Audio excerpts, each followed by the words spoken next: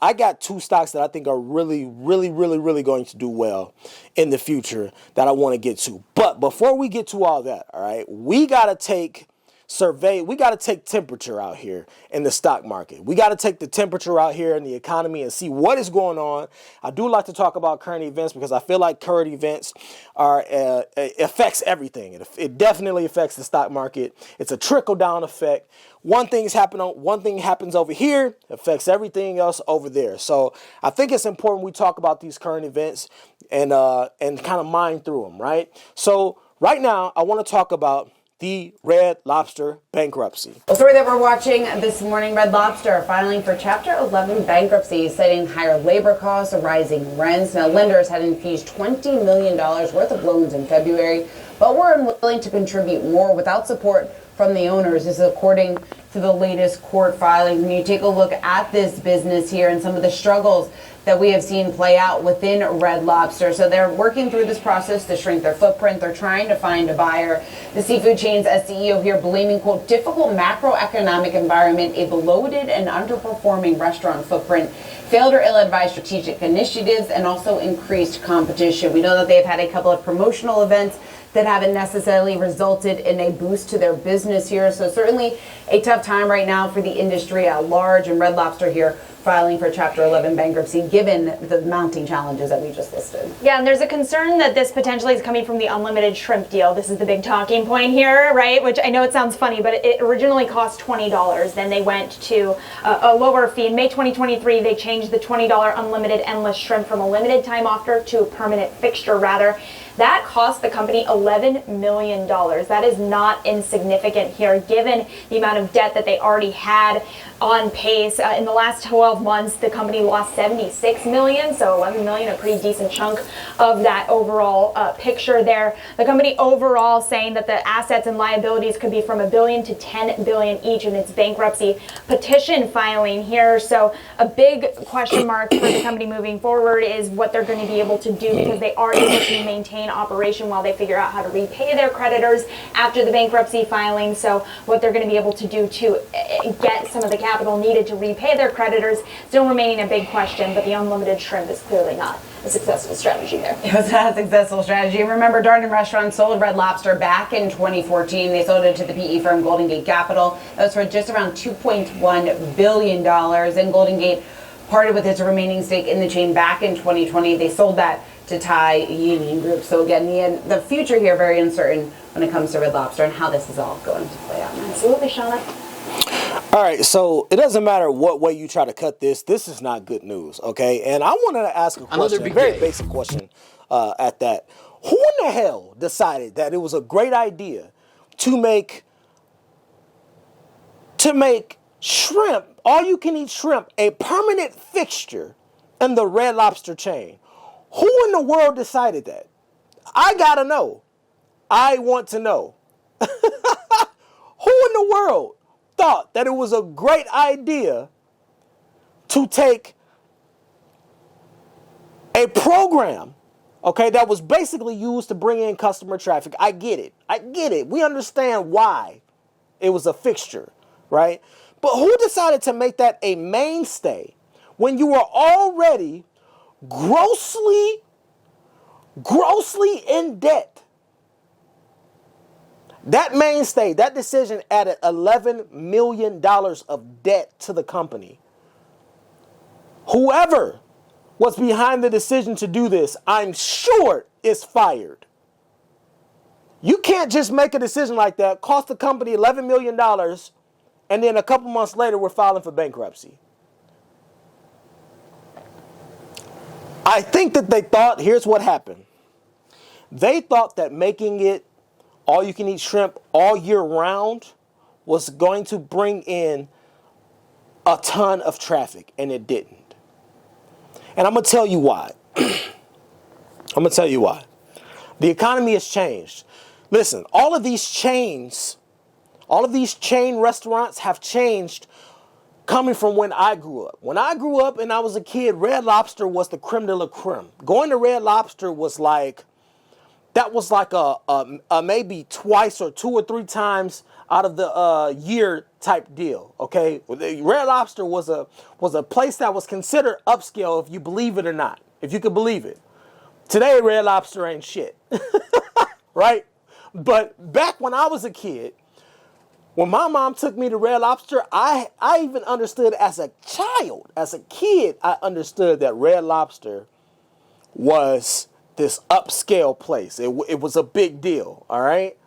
That's no longer the case. Why? Cooking at home has become more of a common practice. Cooking good food at home has become more of a common practice. If you was going there for the Cheddar Bay biscuits, you can now buy that at Walmart for under $3 a box, right? So listen, all of the things that we were going to Red Lobster for, all of the customer traffic that they were seeing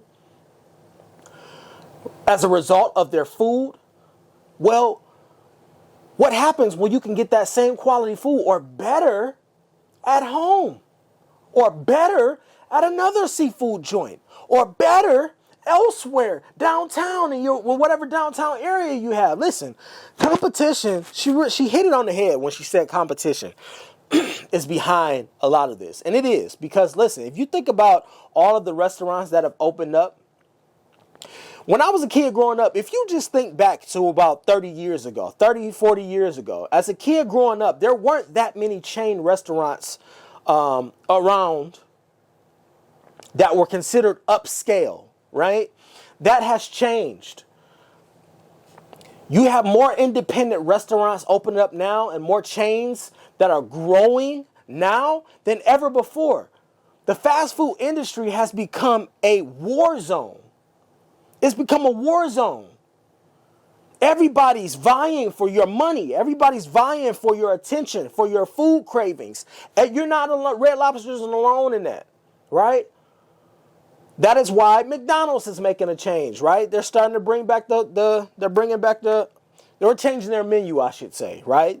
To try to compete. But we'll get more on that later. That's for another video. But let's look at what's happening here with Red Lobster. I do want to read a little bit of this article. It says, Red Lobster has filed for Chapter 11 bankruptcy, citing higher labor costs, rising rents, and its ultimate endless shrimp deal. So listen, I do want to focus on those two things because those aren't small things. We all know what's going on with the housing crisis, right? Right? We all know what's going on with interest rates within the past couple of years, right? Everything is high. Everything is higher, which means it's costing them more for that land that they're sitting on. It's costing them more a month for that building that they have, right? Everything is up. That affects business. That affects the bottom line. And if our bottom line is affected, we got to find ways to bring in more customer traffic or increase prices. And if we can't do that, then guess what happens? Says the company states in a court filing it faced a difficult and macroeconomic environment, a bloated and underperforming restaurant footprint, failed or ill-advised strategic initiatives. Ill-advised is an understatement here. And increased competition within the restaurant industry. Listen, I think what is happening here is very, very simple. All right, Red Lobster was not public. Okay. However, will this have an effect on the market at wide or at large? I still think that it will. Now, she did say in the video that Red Lobster is not going away totally and completely.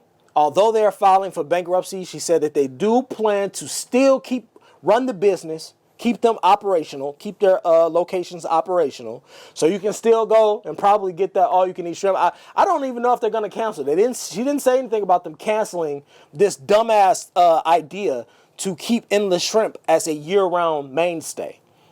However, I can't imagine that it will still persist, seeing as how it has already cost them upwards of $11 million. You all let me know what you think about this down in the comments. I will certainly be reading.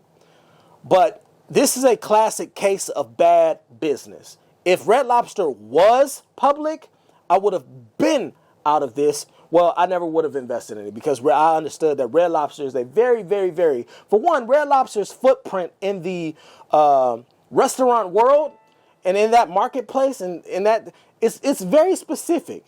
It's very seafood specific.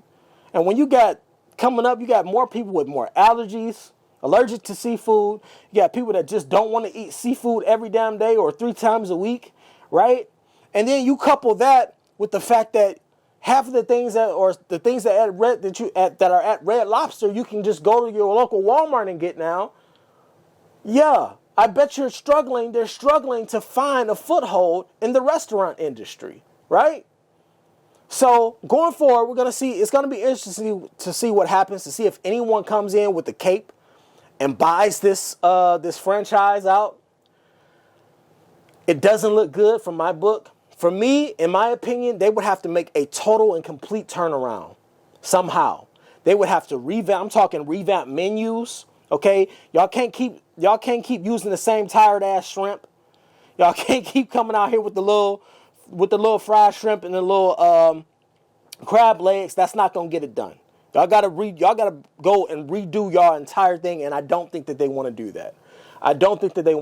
And it's obvious that they don't have the money to do that. They don't have the money to revamp and reshape their entire brand. They just don't have it.